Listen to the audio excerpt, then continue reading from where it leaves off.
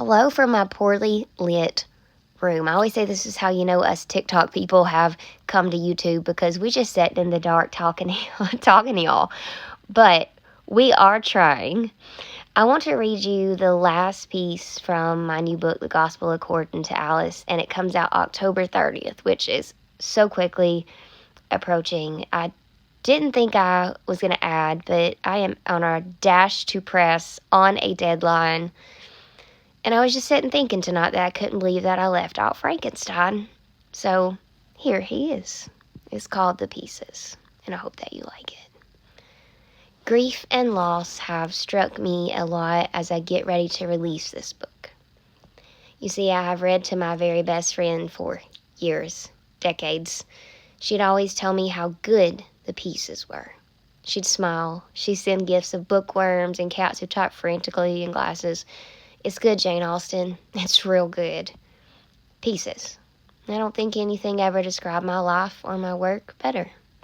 I used to be in them. I used to submit them good ones. Then I made a mosaic with them all. The good, the bad, the ugly, the stunning.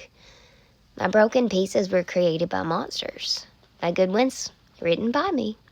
But I'm self-made, with plenty of God intervention, and I do mean that all glory belongs only unto him. I flung a literary gift at the world at 18, and it stuck. Imagine that. I know that's a blessing. Most people only get a dream. Few live in them, and I have. What a world away from being a girl hiding in a closet, just waiting to see if I would get beaten or loved on that day, or both. Eons away from counting down until someone got home and seeing how that night would go, good, bad, or awful.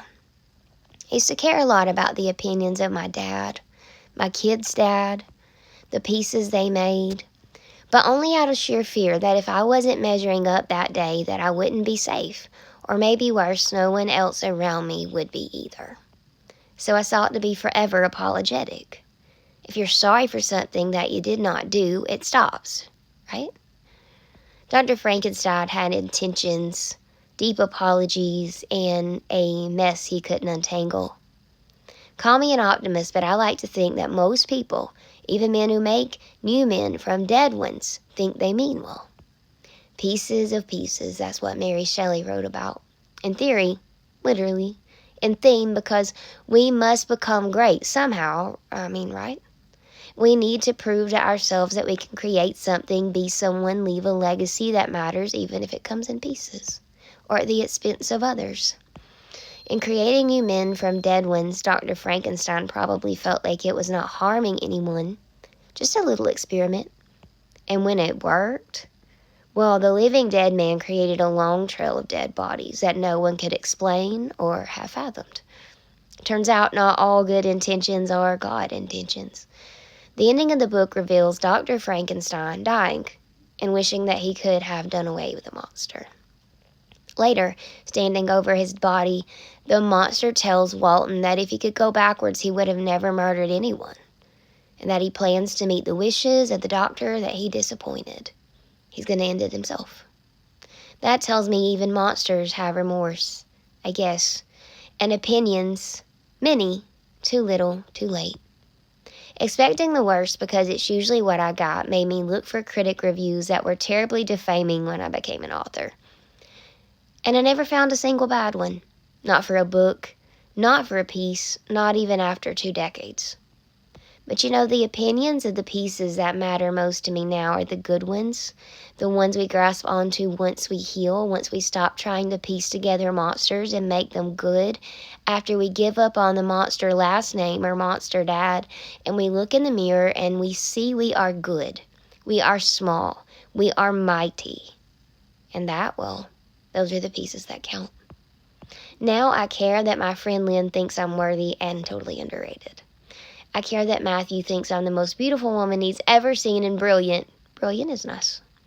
My friend Debbie thinks that pastors need a little saving sometimes too, and even if you say you don't, a lot of times, she's right.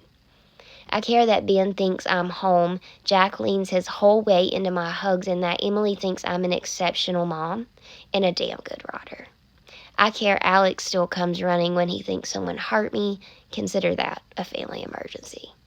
I care that Brock still buys me spiders to coincide with the much-loved book that I loved the best. But I cannot and will not get sued for. Public domains are there for a reason. Use your imagination. As I stare at the finality of a book, a life of a friend, and the end of a really big chapter, the only opinions that don't matter now are what the monsters thought. Monsters were a cautionary tale. Writers just wrote them, and oh, what a blessing to be one. Even monsters have a story. They just don't have to define